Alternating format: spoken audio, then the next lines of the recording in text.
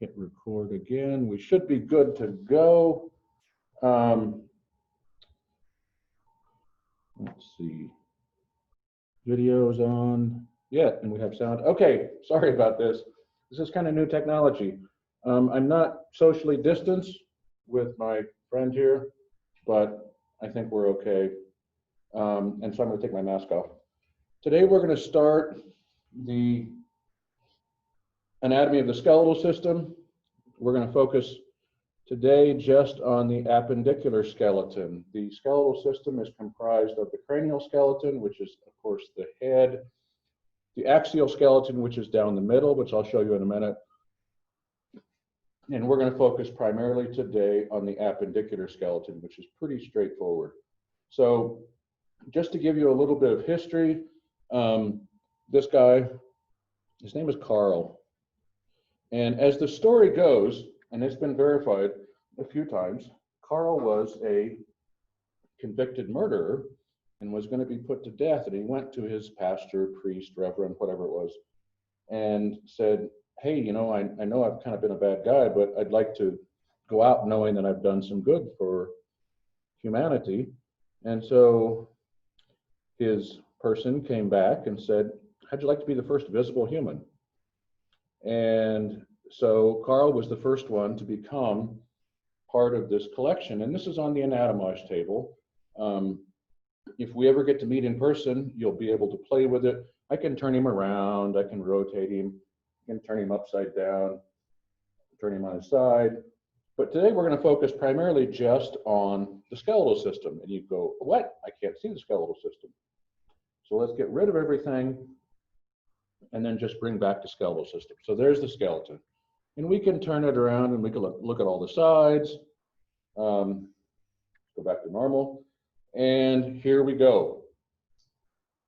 So here we have, I don't remember how to write on this thing. There we go. This is the cranial system. This is your appendicular system. And what we're going to focus on today is the appendicular skeleton on both sides. What's interesting about this is if you compare this to, say, a dog, it's basically the same thing. A little bit different in the joints and those sort of things. But you have a humerus here and a femur here. And of course, they're different bones, but they're performing many of the same functions. So let's get rid of all this for a moment. Okay. And now we're going to change our view for a second. We're going to highlight some stuff. Let's start with this bone, clavicle.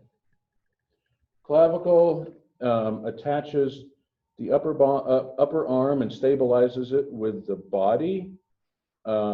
It's believed that the clavicle was much more important in animals that were climbing and swinging from trees. In humans, it's not terribly important. And then we're going to go down and look at the humerus, the forearm. I'm sorry, the upper arm. And let's look for a second at the shape of this bone. And that's really, really important. The shape of the bone, if we rotate it around, you can see that it's very rounded on that edge. And it's got some articulations at the bottom that articulates with the forearm. Now, if we rotate it over and look at the scapula, you can see that the scapula articulates very clearly with the humerus itself. So let's get the humerus back, undo. And you can see that that articulates not only with the scapula, but the clavicle articulates with the humerus. Then we move down and we see, let's start with the easy one, which is the ulna. Now take a look at that ulna. This stupid thing keeps coming off. Let's get rid of it over there. Let's look at the shape of the ulna for a second. See on the left side, that large kind of indention there, that's called the ulnar notch, and that's where the humerus articulates with the ulna. I'm sorry, the humerus articulates with the ulna. And if you think about it for a moment, if you look at that form of rotation, the only way that joint is going to move is up. And so that allows you to move your arm up and about. Now let's look at the other bone in the forearm. There's your radius. Now take a look at that bone. What you see on both sides is a relatively flat structure, which means there's a tremendous amount of joint movement. So you can't see me. Let me turn some more lights on. Hang on a second. Ooh, that's a little bright, but okay. If you think about the ulna moving up, you can think about the radius turning. So those two bones together allow us to move up and turn at the same time. All right. So now we're back to normal, and let's get to our appendicular skeleton at the bottom. If we go to this, we see the femur. And the femur, as you can tell right there, has a very large rounded head to it.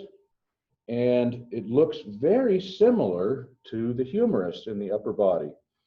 And if we rotate around and click on the ilium and the pubis and the rest of the pelvic girdle, you can see that that's where,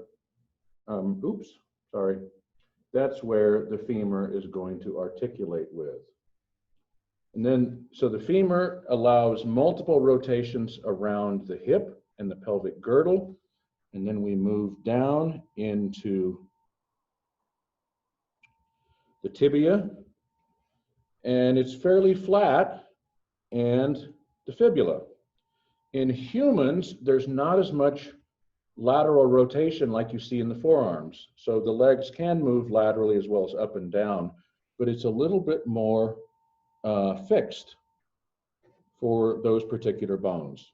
So now let's get rid of that, and we go back. And what we're going to do next time, so we've introduced the scapula. And what you'll notice about that is it's very large and flat. Anytime you see a flat surface on a bone, immediately think muscle attachment.